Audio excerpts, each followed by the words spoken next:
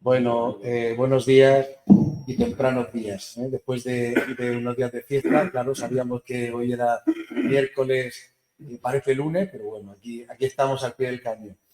Hoy es un día especial, ¿no? Porque tenemos el gusto y el placer y el honor de tener al doctor Manuel Clavel Sainoya con nosotros, que probablemente para los más jóvenes, vamos a empezar por ahí, no lo habréis visto en el hospital desde hace tiempo, ¿no? Porque él está jubilado hace unos años, pero ha sido y es una institución en la cirugía ortopédica y traumatología murciana.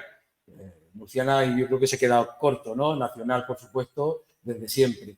El doctor Clavel ha sido nuestro jefe pues, más de 40 años y los que empezamos allá pues, en el siglo XX y hemos continuado en el XXI, pues hemos podido disfrutar de su estancia en el hospital, de toda su sabiduría, tanto a nivel científico como humano o humanístico en este caso, y vamos a tratar, o en este caso el doctor Clavel va a tratar de explicar la relación que existe entre la patología, la medicina y la pintura, una cosa que siempre le ha causado mucha impresión e importancia en su vida. Ha sido un médico humanista, ¿no? Lo que se denomina hoy día como, desde siempre, como el médico humanista o un humanista médico.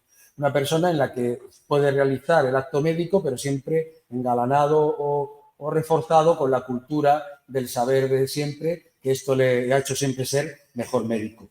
No me voy a extender, había preparado pues parte de su currículum, simplemente decir que él ha sido profesor titular de la especialidad de cirugía ortopédica y traumatología. Han pasado por él con multitud de promociones de médicos enseñando la traumatología y cirugía ortopédica y, bueno, pues realizó su carrera en Valencia, la especialidad también en la escuela del profesor Gomar y después ya llegó a Murcia, donde realizó toda su trayectoria laboral en el Hospital del General Universitario. Llegó a trabajar ahí inicialmente con su padre, pero después ya, bueno, arrancó toda su carrera laboral y científica y universitaria en el Hospital Virgen de la Risaca, donde se jubiló, pues como decimos, hace unos años. Actualmente es el presidente de honor de la Real Academia de Medicina y Cirugía de Murcia. La edad no es impedimento, como veis, ¿no? Y es una persona que hoy día se ha levantado pues a una hora introspectiva, se ha preparado con su mujer y han estado aquí puntualmente antes de las 8:15 para dar la sesión. Eso es de agradecer. De luego estamos muy honrados con tu presencia y nada más. Yo no me quiero extender más. Tú eres el protagonista, así que adelante, doctor Clavel. Tiene la palabra. Muchas gracias, César, la generosidad de contar conmigo para estas conferencias y naturalmente no voy a hablar de traumatología y ortopedia porque en esta etapa de mi vida ya me desligué después de jubilarme hace 14 años y me he dedicado fundamentalmente a la historia, a la medicina, al arte, sobre todo a cosas de Murcia también, que me atraen mucho. Y ahí he encontrado el divertimento para pasar las horas, porque el día tiene 24 horas, que son muchas para mí, son pocas para vosotros. Y tengo mucho interés en lo que voy a presentar ahora, que dedica muchas horas, pero me parece ilusionante este tema y lo voy a justificar durante la conferencia. Como ven, el título es La patología entre la medicina y la pintura. Es decir, las enfermedades las estudiamos en medicina, pero también se refleja en el arte. Vamos a ver alguna.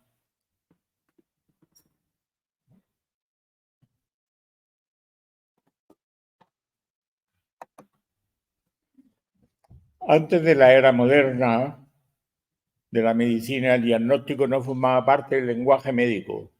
Las enfermedades no tenían nombre y eran vistas como una forma en la que lo divino o lo religioso regulaba lo humano sin dejar lugar a la razón. Así, en el arte, numerosas enfermedades que hoy son identificadas estaban presentes mucho antes que alguien les diera nombre e integrara con ellas un diagnóstico. La sinergia actual entre medicina, arte e historia hace posible intentar reconstruir las enfermedades que más caracterizaron un determinado momento de un periodo histórico y la percepción e interpretación que los artistas tuvieron de la patología. Llamamos, pues, diagnóstico retrospectivo realizado en los enfermos basándonos en el estudio de imágenes, iconos diagnósticas. La aportación de este método completa la patografía de los personajes históricos.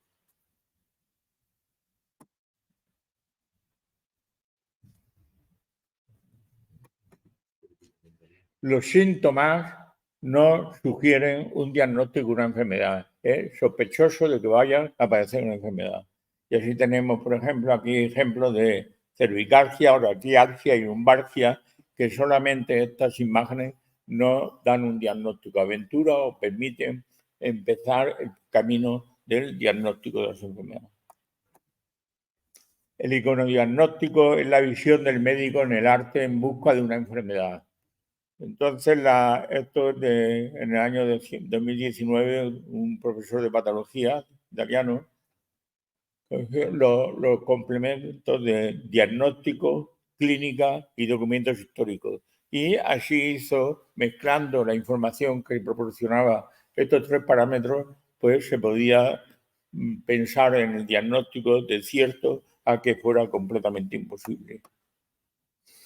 Y el concepto de iconodiagnóstico, unos años más tarde, es la actividad en el ámbito científico que ejercita la capacidad de observar y reconocer los signos de las patologías que fueron reproducidas voluntaria o involuntariamente por los artistas.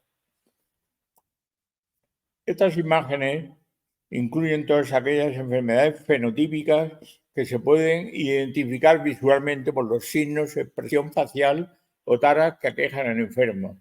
Entonces, de esta manera, nos vamos a ir introduciendo en la conferencia.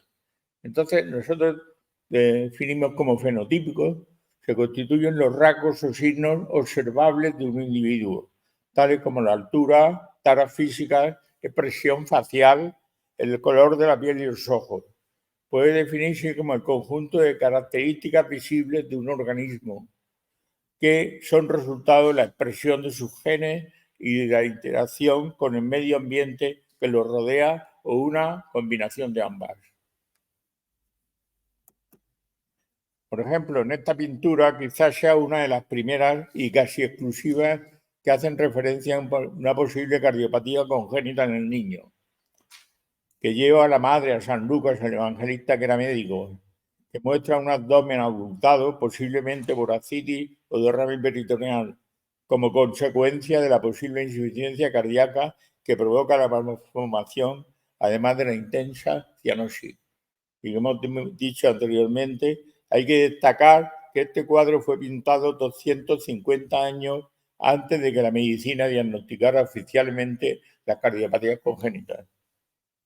Y otro caso similar de este es el autorretrato de Dick, en el cual refleja también los datos clínicos de una malformación cardíaca, la tetralogía de Fallot, caracterizada por cianosis, amorotamiento de la nariz, labios y lechos de las uñas, acropaquias, dedos en palillos de tambor y uñas en vidrio de reloj.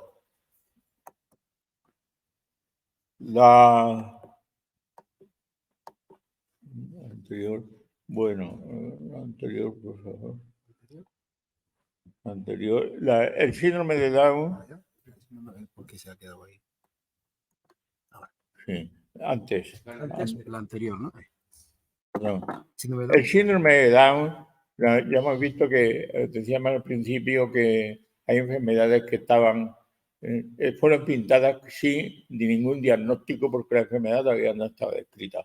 La pintura con hallazgo subjetivo del síndrome de Down comenzaron en 1430, como ven, mucho antes de su descripción por el médico John Langdon Down en 1866. No fueron considerados discapacitados en la sociedad de la Edad Media y durante el Renacimiento, pero algunos casos fueron mayoritariamente aceptados debido a su carácter amistoso y adorable. Se sugiere que la representación angelical de un individuo con síndrome de Down era simbólica y puede notar que el artista tenía una afinidad afectiva e incluso familiar por las personas con discapacidades. Veamos algunos ejemplos. Este cuadro de la Virgen de la Humildad con ángeles y santos del pintor italiano Filippo Lippi es la primera representación gráfica de enfermos con síndrome de Down. También tengo que señalar que es la primera aparición del cuadro de la Virgen con el fondo azul, cosa que no se pintaba antes.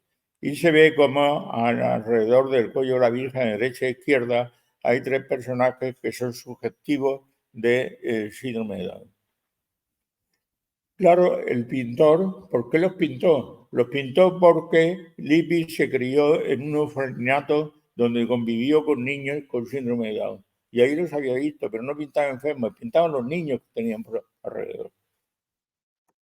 Igualmente sucede con Andrea Mantegna. Este gran pintor pintó varios cuadros de la Virgen y el Niño, pero aquí destaco a 3, la Virgen y el Niño y otro titulado Virgen de San Jerónimo, en el que los rasgos de los infantes son similares al síndrome de Down y que fue pintado en la misma época. Si bien los 3 niños exhiben varias características asociadas con este síndrome, es posible que el artista utilizara el mismo modelo para las 3 pinturas. Sin embargo, se especula que Mantegna tenía dentro de su numerosa prole una hija con síndrome de Down y que también a un hijo de sus ricos mecenas, la poderosa familia de Gonzalo de Mantua, Italia, también padecía el mismo problema. Otro más, este cuadro de Jordan del sátiro visitando a un campesino, refleja también en el cuadro presencia de una niña con síndrome de Down. El pintor tuvo una hija con esta enfermedad, a la que se llamaba Elizabeth, pero representa que también, sin estar diagnosticado y sin decir en aquella época la enfermedad que tenía, aparece en los cuadros. Y por último, también muy interesante, la adoración del niño Jesús, de un seguidor de Joyce Calcar, y en el que se representa la imagen de un ángel y un pastor que indudablemente que posiblemente fue el mismo modelo para los 2 personajes, muy similares, el ángel y el pastor, que estos probablemente fueran hijos del que le pintó. Otra característica de enfermedades fue el cáncer de mama. Unos documentos más importantes de los que se tiene referencia en un papiro antiguo, data de 1600 años antes de Cristo, donde se detallan los primeros casos de cáncer. Es un texto egipcio que describe tumores o úlceras en el pecho que fueron tratadas con cauterización. Las primeras representaciones identificables de cáncer de mama surgieron del Renacimiento. Durante esos siglos la anatomía avanzó mucho y surgieron los primeros tratamientos contra el cáncer. Este cuadro de la noche de Ghirlandaio, del Palacio Colón de Roma, podemos ver que la pintura del italiano revela la presencia de un bulto a la altura del pezón, una región irritada alrededor de la areola y una reducción del tamaño del pecho izquierdo.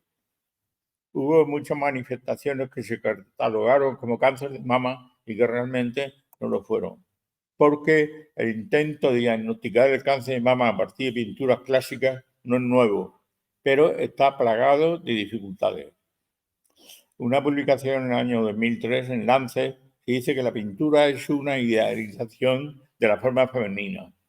En la Italia del siglo XVI, la forma femenina total tenía senos piramidales colocados en lo alto del tórax. Si una mujer aplica una presión suave con el dedo índice justo debajo del pezón, aparecerá un hoyuelo lineal sin la presencia de una masa maligna. Asimismo, con respecto a los pigmentos utilizados en la representación del cuadrante inferior externo del pecho, que eran colores estándar utilizados para representar gradaciones de sombras en la Italia del siglo XVI. También se hace referencia, como en el cuadro de la Granarina, que si un brazo izquierdo, la axila, tenía tubulación, que en realidad no tenía ninguna lesión, sino simplemente era la postural, el tratamiento postural.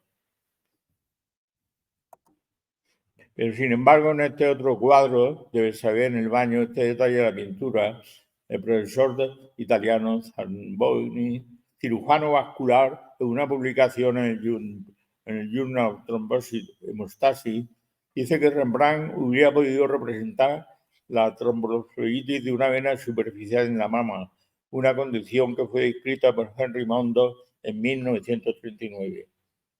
La enfermedad de Mondor de la mama es una entidad clínica rara, benigna y relativamente poco conocida. Se caracteriza por una flebitis o periflebitis de las venas superficiales toraco-epigástricas y de la pared anterolateral del tórax, que puede extenderse en la mujer también a la piel de la mama y confundirse con una patología mamaria. Otro aspecto que vamos a analizar también es que la historia cambia el diagnóstico de las imágenes. Pues las imágenes, las que hemos visto anteriormente, no tenían diagnóstico, las adquirieron con el tiempo. Otros tenían un diagnóstico y cambió también con el tiempo. Esto es muy conocido, es una imagen de una poliomielitis. Aquí se ve que el báculo y la muleta que tiene en el lado derecho, la pierna, el pie está anequino y la pierna es más corta. Esto es típico de la poliomielitis que vimos durante muchos años. Están también representaciones en numerosas pinturas, aquí Traigado, por ejemplo, donde se ve que la poliomielitis de los miembros inferiores están muy atróficos, están flexionados y estos sujetos caminaban con la ayuda de las manos con unos soportes, pero no podían mantenerse en bipedestación. Este es un cuadro muy interesante, se llama El mundo de Cristina.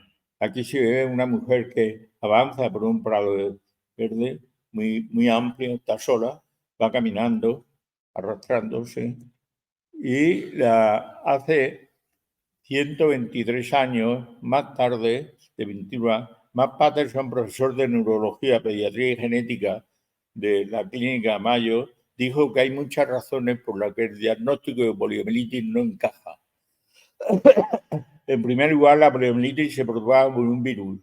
Si ese virus invade el sistema nervioso central, como sucede en un pequeño porcentaje de casos, puede causar un daño neuronal y conducir a parálisis parcial, comúnmente en una o más extremidades, e incluso columna. El daño de la poliomielitis se realiza, como se llama, en los niños en poca edad y en cuestión de meses. Esta parálisis es irreversible. A partir de ese momento ya no empeora después de esto. Pero sin embargo, la debilidad de Olson, de esta mujer, se desarrolló lentamente. O sea, no fue un ataque profundo como la polio. Se extendió a través de su cuerpo a lo largo de su vida. Olson podía caminar sin ayuda hasta los 20 años, cosa que no ocurre con la polio, aunque tropezaba con frecuencia. Fue alrededor de esta época que sus manos mostraron signos de debilidad muscular. A los 50 años, Olson sufrió quemaduras mientras dormía cerca de una estufa. Que pudiera dormir a través de esta quemadura implica que tenía dificultades en la sensación del dolor. 222 años más tarde, cuando esta enferma ya parecía que estaba diagnosticada, que tenía diagnóstico, sin embargo, este cirujano revisó su historial en 2016 y diagnosticó que se trataba de una enfermedad de Charcot-Marie-Tooth, que afecta a nervios periféricos, no al sistema nervioso central, especialmente en miembros inferiores. Se caracteriza por acompañarse de atrofia muscular y motora y sensitiva del nervio y también en miembros superiores, fíjense en la delgadez de los brazos. Suele aparecer entre los 10 y los 20 años de edad. Una edad total, no era una polio. Vamos a ver también el tema de enfermedades no sindrómicas y sindrómicas. Como saben, las enfermedades es el diagnóstico de la suma de unos síntomas y unos signos. Hay signos o síntomas que por sí solos no hacen el diagnóstico, pero las dos juntas sí que lo hacen. Entonces, una de las conocidos más frecuentes afectan a la piel y es el exantema en alas de mariposa. Hay que hacer un diagnóstico diferencial con rosácea y otros tipos de dermatitis. Aquí tenemos distintos ejemplos que se ven perfectamente la distribución del exantema a nivel de la cara y la parte curva del dorso de la nariz. Pero, sin embargo, hay que tener en cuenta la influencia del pintor. El exantema no es una enfermedad familiar. Sin embargo, aquí vemos en este precioso cuadro de Chardin cómo todos los personajes del cuadro están afectos de exantema. Es una forma de pintar del pintor, pero no es propiamente una patología. Otra cuestión sería el tema del exantoma no cutáneo, sino el exantema, el lupus eritematoso sistémico. Aquí tenemos el cuadro de la reina Ana Estuardo, que fue la primera mujer que fue reina de Inglaterra, Escocia e Irlanda, una a la edad de 20 años de edad y otra a 49.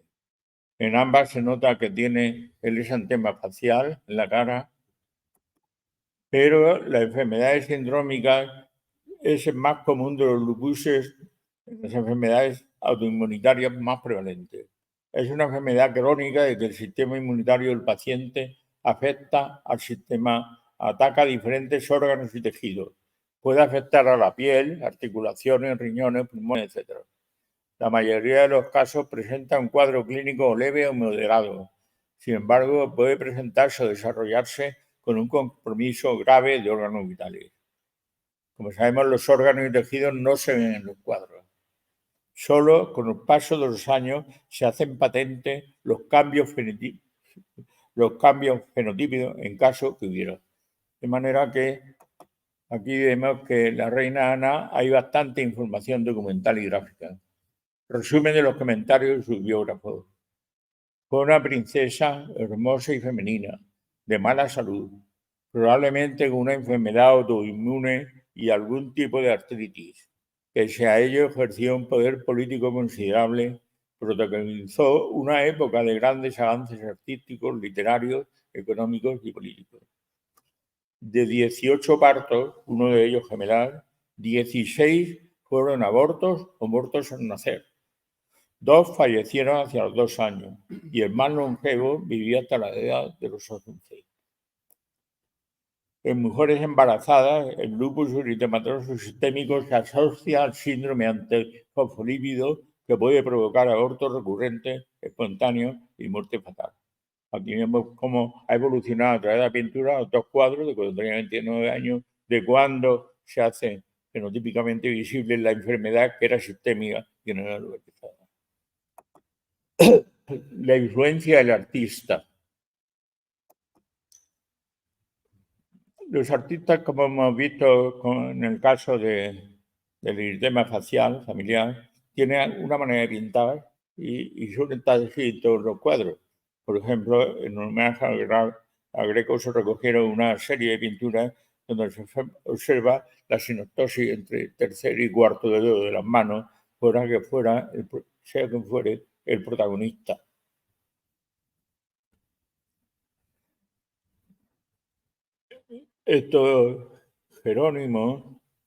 San Jerónimo, tradujo por encargo el Papa Dásamo I de la Biblia, hecha por San Jerónimo, llamada la Vulgata, edición para el pueblo, y publicada en el siglo IV de la era cristiana, y declarada en 1546 por la Iglesia Católica en el Concilio de Trento, la traducción oficial de la Biblia para la Iglesia Latina. Pues bien, este personaje, que aquí lo vemos, normal, fue pintado por Marinus von Reimersweiler, que este apellido tan complejo no es su nombre, sino es el nombre del pueblo donde nació. Y obsérvese como una enfermedad autoinmune, como si fuera enfermedad de Marfa, esclerodermia, que forma parte de las llamadas enfermedades del colágeno y se refuerza en el cuadro con la tez apergaminada, la nariz aguileña, la boca reducida y una pigmentación poco habitual, y una imagen de esclerodactilia en las manos. Pues bien, San Jerónimo, aquí en estos cuadros de San Marinus, va vestido como un cardenal, título póstumo que le fue otorgado por la Iglesia, teniendo en cuenta su papel en vida como consejero del padre del Papa Dámaso I. Sin embargo, los hábitos rojos escarlata de cardenales no aparecieron hasta algunos siglos más tarde, a pesar de verse en los cuadros, en 1245, y del tiempo real en el que vivió San Jerónimo. El libro aquí está abierto, a veces en imágenes en la derecha, en la izquierda, y en la mano toca la calavera. Pero Marinus tuvo una producción pictórica pequeña, pero se dedicó a dos temas fundamentalmente. Uno, a la pintura sobre San Jerónimo, y la otra, contra otro tema, del cual hizo 35 cuadros, los llamados cambistas y recaudadores de impuestos ocupados en actividades financieras y los bufetes de abogados. La condena de la usura que la Iglesia medieval y la consiguiente descalificación de las actividades económicas basadas en el manejo del dinero por despertar la codicia de mercaderes y prestamistas. Obsérvese la imagen de las manos y de los dedos, tanto la imagen de San Jerónimo como los recaudadores y el cambista. Es que todo lo que pintaban tenía esclerodactilia, es decir, que la influencia del artista en la pintura. Asimismo, hay ejemplos sueltos sobre lo que hace el artista en relación con lo que hace con la pintura. Por ejemplo, la gran odalisca de Ingres llama la atención porque tiene una espalda muy larga, desde el cuello a nalga. Se ve que es una espalda muy grande, que algunos que dicen que la hizo por comodidad, por estética, porque si realmente fuera el tamaño normal tenía que tener como algo así 4 o 5 vértebras supernumerarias para tener una espalda tan larga.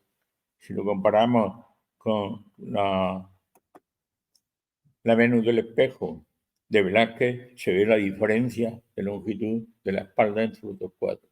Esto es influencia del artista. Estos otros son casos sueltos pero curiosos. En 1991, un pediatra escribió: fue por casualidad que hace casi 30 años antes, 3 niños discapacitados no emparentados fueron admitidos en varias ocasiones en el pabellón de mis hijos en Inglaterra. Tenían discapacidades muy diferentes de uno a otro, pero sin embargo, cuando hizo un viaje a Italia, vio que un niño con un títere del italiano Carotto, en 1515, el rostro disueño del niño, el hecho de que mi paciente exhibieran también características similares al del cuadro, entonces escribió un artículo que se llamaba Títeres Niños, que lo escribió en 1965. Y fíjense ustedes que hasta 1982, 3 especialistas de pediatría enviaron un artículo al American Journal of Medical Genetics que propusieron cambiar el nombre de este trastorno por el del síndrome de Angelman. Los cartones de Goya son de sobra conocidos. Goya pintó numerosos cartones que luego fueron transmitidos los dibujos a tapices. En su mayoría representaban temas bucólicos, cinegéticos, rurales y populares. La mayoría de los clientes pedían cartones con estos temas campestres, jocosos, alegóricos, y solo una minoría solicitaba cartones con alusiones históricas, como había pintado Goya anteriormente. Aquí se ve que una mujer con 2 hijos se acerca a una fuente para llenar cántaros. Tras ello, un árbol desnudo indica que es tiempo de frío, y al fondo se ve un edificio que parece ser un granero. La sensación invernal, y también por el niño que te quita y trata de calentarse las heladas manos dentro de la chaqueta. Sin embargo, una doctora, Nunan, en 1962, muchos años después, publicó 9 casos de niños con anomalía cardíaca poco usual, la estenosis valvular pulmonar, con otras extracardíacas, una apariencia física característica, estatura corta y cuello ancho.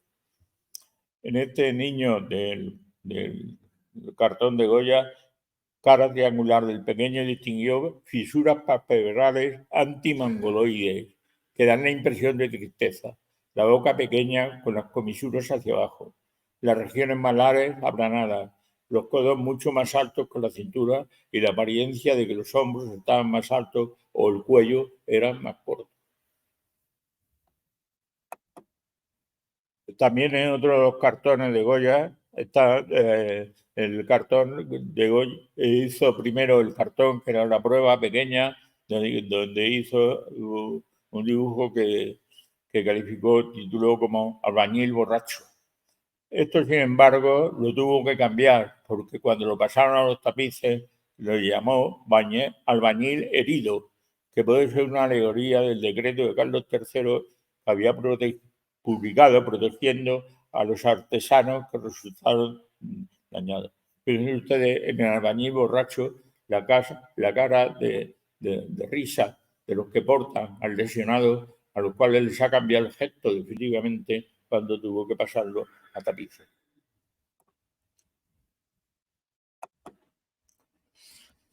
Enfermedades genéticas de patología sistémica del trabajo del tejido conectivo. Estos son muy numerosos. Son un grupo de enfermedades que se caracterizan por alteraciones musculoesqueléticas, alteraciones cardiovasculares y alteraciones oftalmológicas. Cada uno, como ven, es una colección de nombres propios. Algunos fueron más o menos frecuentes. Pero aquí vamos a fijarnos, por ejemplo, en el Marfan y la enfermedad de Ehlers-Danlos. La enfermedad de... Ahí, una más. Las características que sugieren esta figura está bastante claro. Puede haber sido víctima del síndrome de Marfan, una enfermedad autosómica dominante del tejido conectivo descrita en 1896 por un pediatra francés. Aquí se ve esta imagen, la mujer del cuello largo, los dedos largos, los brazos también delgados, es decir, muy típico, fenotípicamente. Esta es la preciosa estatua en el World de Washington, donde está el monumento a Lincoln. Siempre hemos pensado que durante muchísimos años que Lincoln tenía también una enfermedad de Marfan, fundamentalmente debido a sus hallazgos físicos marfanoides. Sin embargo, el diagnóstico se ha ido cuestionando, ya que no se han encontrado ni hallazgos oculares ni tampoco cardiovasculares, es decir, dos de los grupos de enfermedades que iban Marfan. Hoy se sabe que padeció una rara enfermedad genética llamada neoplasia endocrina múltiple MEN 2B, cuyas víctimas desarrollaban invariablemente un tipo de malignidad en un órgano endocrino y desarrollaron cáncer de tiroides o de la glándula suprarrenal. Se sospecha una herencia autosómica dominante, el 50% de probabilidad de transmitirla. Lincoln lo heredó de su madre.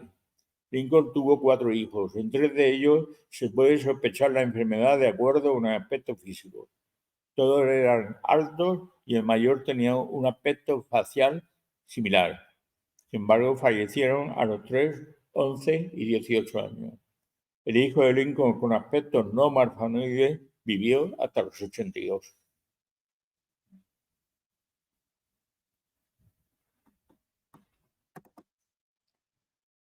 Esta es una foto de gran violinista y compositor italiano Niccolò Paganini, que se enfrentó con grandes problemas de salud durante su vida, entre que se incluía tuberculosis, sífilis, etc.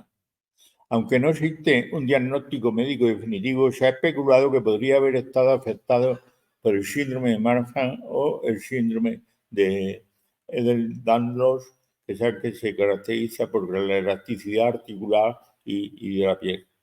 Esta condición podría haber contribuido ha contribuido a dedos alargados, que a menudo se citaban como un factor en su estilo de interpretación, que era único. Otro caso también de enfermedades de este tipo es el retrato de Akenatón. También ha llamado la atención a los médicos. Después de examinar el retrato, llegaron a la conclusión de que el faraón padecía dos enfermedades que saltan a la vista. Según esa estatua, Akenatón padecía del síndrome de Marfan, que se caracteriza por dotar al enfermo del rostro delgado, ojos achinados, dedos de manos y pies muy largos y finos, además que tenían ciertos desajustes cardíacos. La otra deformidad, podría ser lo que se llama la lipodistrofia muscular, enfermedad que se caracteriza por la desaparición de la grasa corporal de la cintura para arriba, pero la acumulación de esta grasa de cintura para abajo, dando al individuo sus características caderas femeninas por lo ancho. En comparación con la apariencia atlética típica que se ve a menudo en el arte egipcio.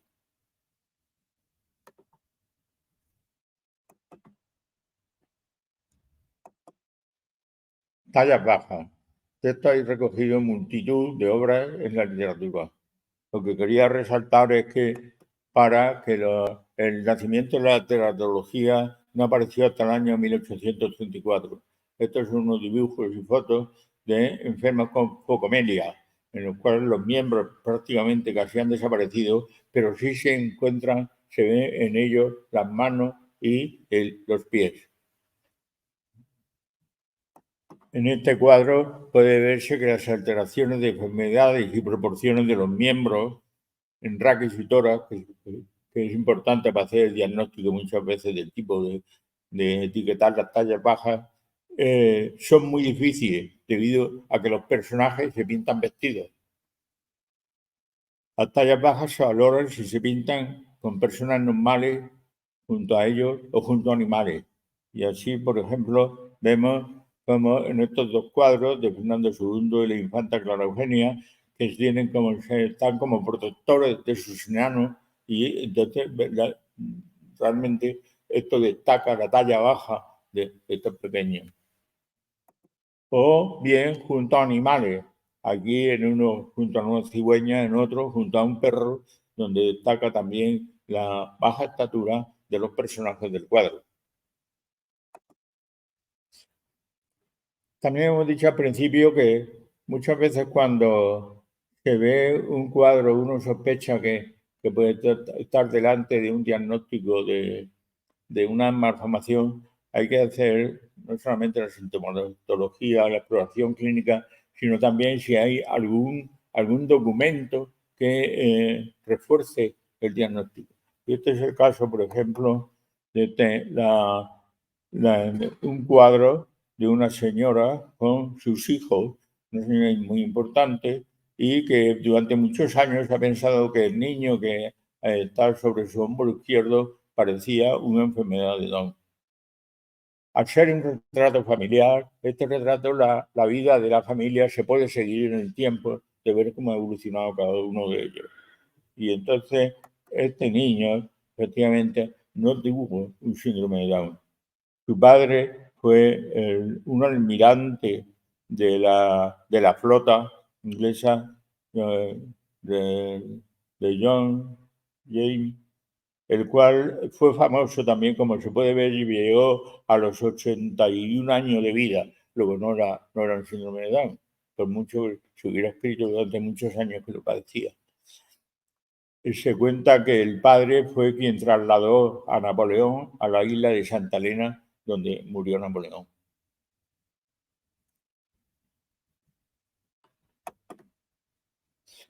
Autismo. El autismo, esto es un caso también interesante. Es un artista británico conocida por su asombrosa habilidad para dibujar paisajes, sobre todo arquitectónicos. Diagnosticado de autismo, no comenzó a hablar por completo hasta los 9 años. Con 5 años fue enviado a Kingsmill School, donde se hizo evidente su comunicación a través del dibujo.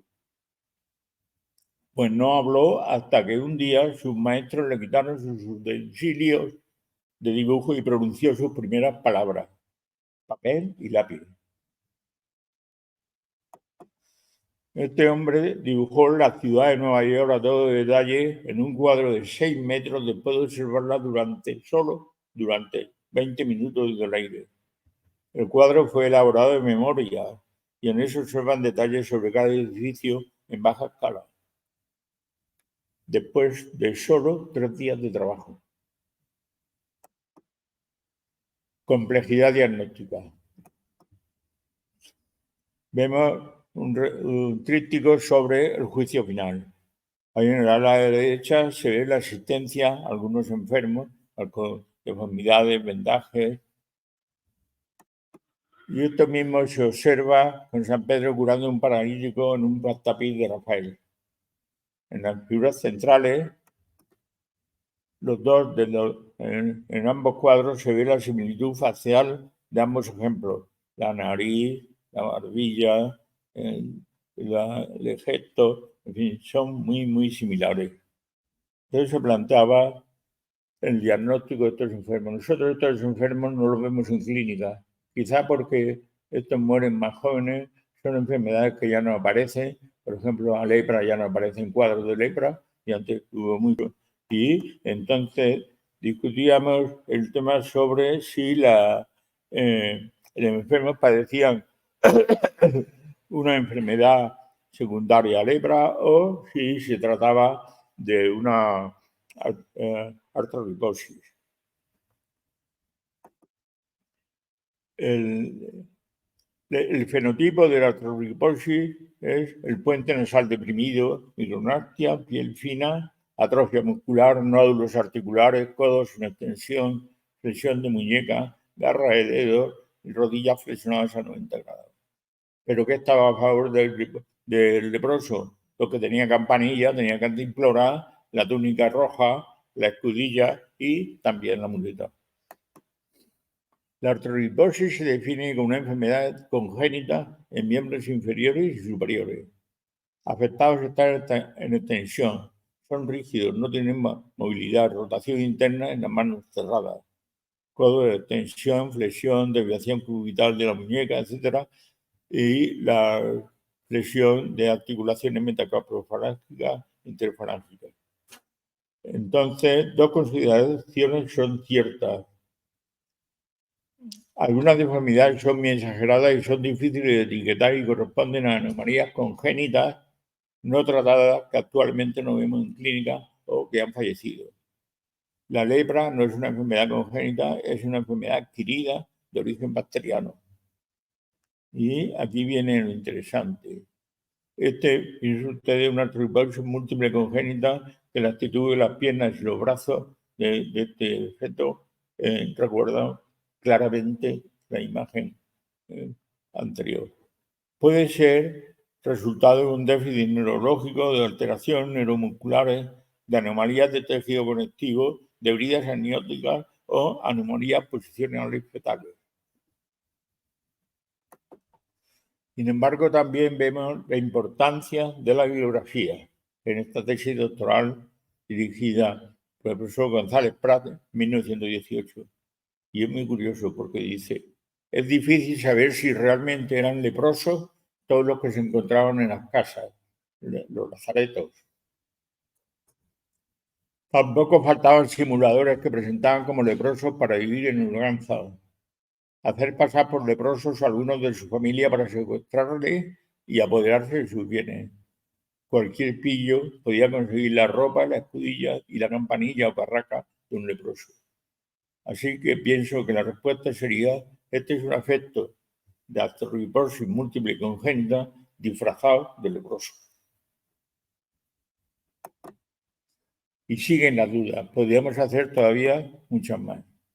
Como resumen, podemos decir que ni la obra de arte ni el artista pueden analizarse y estudiarse de forma aislada por entender que el arte es el resultado de una serie de factores colectivos muy complejos, tanto desde el punto de vista del creador de la obra como desde el que lo contempla. La obra de arte es en sí misma un documento histórico capaz como tal de transmitir información sobre relaciones sociales, los medios de producción de trabajo e incluso los contenidos ideológicos que rigen en un grupo social. un dermatólogo de Nueva York decía, si quieres saber si un médico es fiable a la hora de diagnosticar una enfermedad, pregúntale si alguna vez se fijó en que la Gioconda de Leonardo da Vinci no tenía cejas. Gracias.